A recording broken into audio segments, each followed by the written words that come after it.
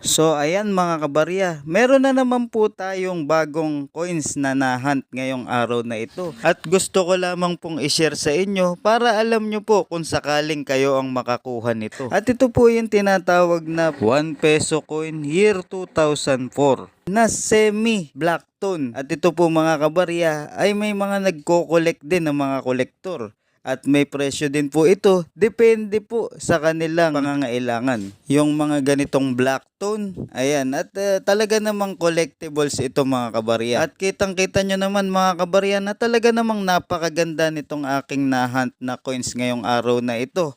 Dahil kahit na black ito ay napakagandang koleksyon. At may mga pailan-ilan na kolektor na nagko-collect nito at handa po silang bilhin sa presyong gusto nila. Depende po sa kanilang pangangailangan. Maraming salamat po.